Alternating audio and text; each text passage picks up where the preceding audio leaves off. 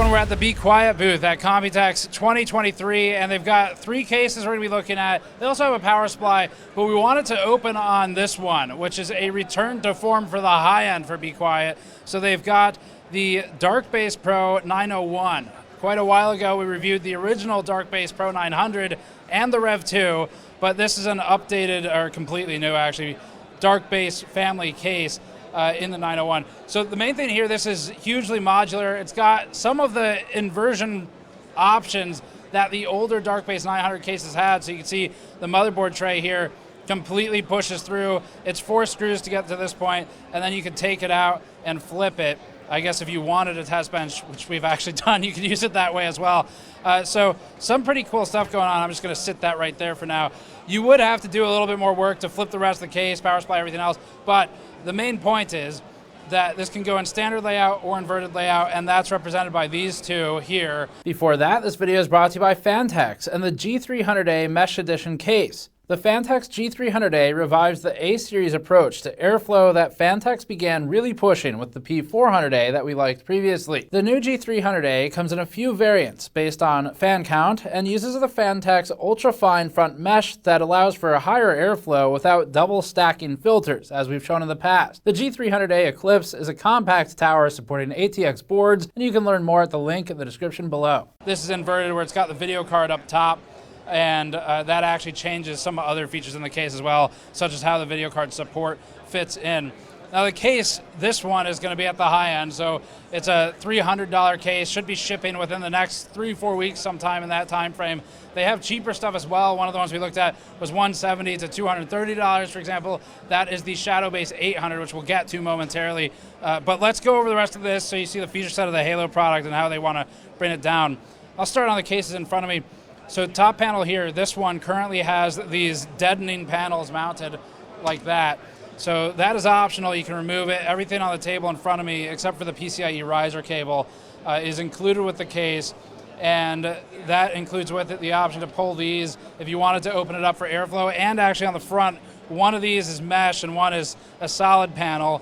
And the solid panel, we've got some footage of it, detaches with, I think it's 4 plastic push pins basically that hold it in place. You can swap it for a mesh, so you don't change out the entire panel, just that one sheet in the middle.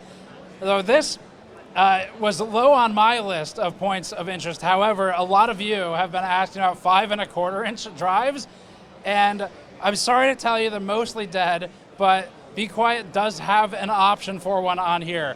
Only one though.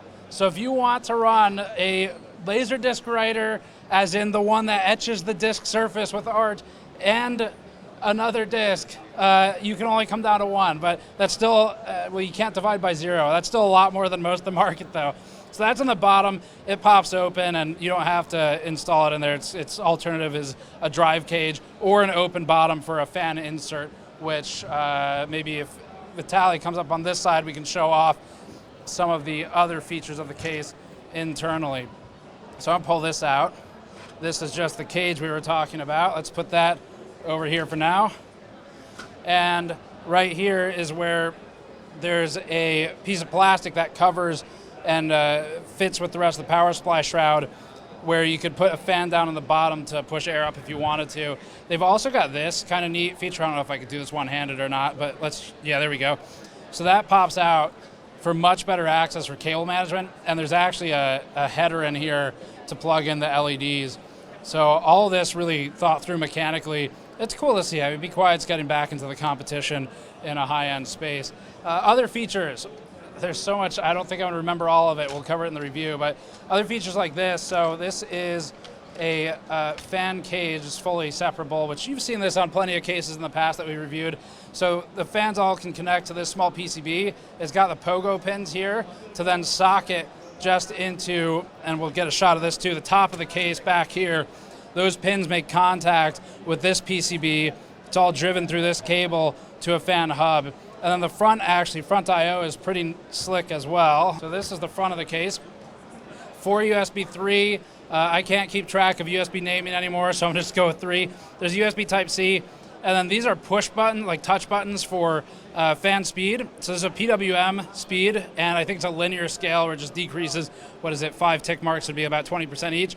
So those are touch buttons. And then over here is LEDs. You can change LED mode, or I think the other one is color. And then you can also hit the sync button. So all of this cabling is routed pretty cleanly up and in the upper channel of the case, and also connects to, up in here, a Qi charger, although I don't think anyone's phone at the office supports Qi charging, so we won't be able to test that. But that's the front end of the case. In the middle here, this piece can also come out, and that's because, again, you can invert the whole thing, so basically everything has to come out in some capacity. Hard drives can mount in here. The drive cage is actually pretty nice as well. So let's try and do this one one-handed also. Drive cage has these tabs that are toolless to hold the drive in place. And additionally with that, is it loose now? I think I've almost got it loose. Additionally with that, there's a piece of foam in there. And the foam is included with the case. There it is. They include that so you can get the proper spacing and some vibration damping between the drive and the cage. And when I see stuff like that, the main thing that I notice is attention to detail, which on the high end you have to be good at, because when it's $300, you really got to prove yourself. So attention to detail matters. I feel like I've left like a huge mess in my wake. There's some more stuff. There's the last piece I'll talk about for this case before we kind of move on. So this is basically a cable shroud mixed with a GPU support. So you can see some standard elements of a GPU support bracket there. That bar sticking out, that can be adjusted if you've got 3, or I guess in this instance, and I don't know what that is, an 8-slot GPU. And then the support can be extended this way as well for further depth, of course.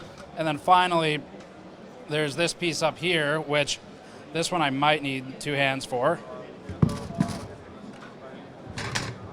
That pulls apart to give you access to the inner cable channel. So you're using their support bracket as something to actually route the cables as well, which is nice. Other features, fans, it comes with 3. In a case that's expensive, it's kind of like, I don't know, I don't really know what to expect. You're probably going to provide your own a lot of the time when it's this high end. 3 of them, though, so they're 140s, they're silent wanes. They've got 2 in the front, 1 in the rear. They do that because the default config uses the blocked off panels that we talked about. And then for additional intake options, if you pull that drive cage and shroud we talked about, you could do a 360 on the side or intake on the side if you wanted to keep the front panel solid. So those are kind of the options. It's a lot more to it, but I'm going to stop there for this case, and we're going to move on to the next one. Right behind me are the new Shadowbase 800 cases, and there's a couple alternative options. So to go over it as quickly as possible, there's FX, DX, and then a base model, and I'll take you back through all the information. But this is new tooling. These cases share the interior tooling but have differences in fan configuration and LED configuration. Be Quiet primarily is focusing on getting to a more airflow focused design. They've experimented with this in a few cases not too long ago, like some of the DX series that actually did really well in our testing previously, and they're expanding the scope on it. So for the Shadowbase 800 FX SKUs, it's LEDs, as you see here. They've got LED strips on it. This one's got the blinking pattern, and they're using Light Wings fans. That's their LED rain fan, and these will ship with 4 140s. I'm going to try and pull this even though I've only got one hand on the mic. There we go, not bad. And internally, you can see the pin at the top of the panel here. So they're using a pin to pad system. These have become more prevalent on at least the mid-range to higher end cases, where they're able to attach the LED light strips without an extra cable to the front of the chassis. Of course, there's ultimately a cable, but getting away from a cable to the front of the chassis allows you to at least remove it pretty freely. And behind it, I did actually like the dust filter. So it unclips pretty easily, and good amount of depth, so if there's any sag from air pulling the filter or it sagging with age or anything, it should have enough space. So this is 3 out of the 4 of the fans. These are the Light Wings ones. We'll look at one of the other cases for the interior notes, but this is kind of what you're working with. They can support 420 radiators in the front. It can support a 420 in the top. Simultaneously might be a little tricky depending on how large the radiator is and where its clearances are. There's a dust filter included on the top as well. You can see here it's one of the finer mesh filters on top of, if we look at the top of the case, rather large, just triangle pattern holes. So they're double stacking filters on the front. The top, it's not really like a fine mesh, it's just more open hole pattern, so that works fine. It doesn't really obstruct airflow in a meaningful way. And then on the front, the double stack, in some cases causes problems, but this is entirely perforated across the entire panel. So, I mean, we'll see in testing, but I think they're probably going to be fine. To talk through some of the rest. So these two are the same, just white and black. These are DX models, so these move to a 3-fan config from 4, a little bit cheaper. I'll get to the price range in a second. And the fan positioning is 140 front, 140 rear exhaust, 140 top, and obviously you can relocate them if you disagree with those positions. For other features internally, actually let's move down to this one just because it's a little easier to see inside. So here's the new tooling. They've got a cable management bar here to help hide things. NZXT sort of popularized this with one of its H-series cases, and everyone's getting on board with it. So they've got cable management bar. If you look over here on the right one, this is the back side of that. So large cable management channel. This can remove and pull out if you want additional mounting service or if you want access for cable management. In here, you see that black coloring behind the motherboard. That is not the panel. That's actually the sound damping foam that Be Quiet has used on really most of its cases since the beginning of time that we've been covering them at least. For the rest of this, power supply shroud is in here at the front. There's a little bit of ventilation. It is scooped up and in, which is actually thoughtful. It's a good touch because as the air comes in from this bottom fan, it's going to hit that and get scooped and pushed up towards the GPU rather than getting forced into an area that can't really use it, like power supply shroud and hard drive cages and things like that. I liked this. At the back of the power supply shroud, there's a large cutout for cable management, so you've got free-form options there. The top is really much of the same, so these cutouts for EPS 12 volt and for all your other connections are very wide, which is a much more modern approach to design for it. As for if these are any good, we'll see in testing, of course. I think these end up being priced at $170 to $230 US, somewhere in there. So this seems to be most of the prices for the cases at the show, and we'll see. Patrick will have a lot of things to test once we get back. Let's move on to the next one. Then the last case is the Darkbase 701, which is kind of a stripped-down version of the case we just looked at. It lands between the two cases for pricing, but there's something even more important to talk about, and that is Der Bauer. Roman, how many gallons of thermal paste did you eat this morning? About 7.5. That is very precise. So your marketing is accurate. The whole German engineering thing, you actually mean it? Oh, absolutely. Are you actually German? I think so. Prove it. Hallo, ich bin Deutscher. Oh my God, he can actually speak whatever that language is. Roman, while you're here, what do you think of the current YouTube algorithm and how can you get us demonetized? I think the YouTube algorithm is because of us has any works, and if I would have said then it would have been. We're going to have to censor all of that. I'm sorry, everybody. That was incredibly unprofessional. And unfortunately, we can't air any of it because we'll get demonetized. Roman, what are you launching at Computex, and why isn't it thermal paste this time? I mean, once in a while you have to do something new, right? We're actually not launching anything. I just brought a little bit, like some prototypes we can look at.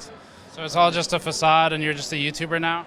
Yeah. No, actually I'm transitioning from the YouTuber to just manufacturing because I have to deal with a lot less comments. That's definitely true. Thank you, Roman, for joining me. Thank you. And we'll have a video together soon for some of his stuff. So Go check out Der Bauer. So now that we're done with that extremely important interview, I'm not really sure what that was, but it was fun. The case still inverts.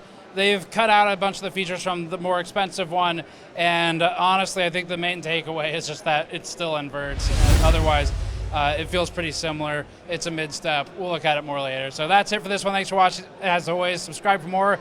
Go to store.gamersnexus.net or patreon.com/gamersnexus to help us out directly. And check out Roman. His channel is Der Bauer. He's got 2 channels. That means he's 2 times as good as I am. We'll see you all next time.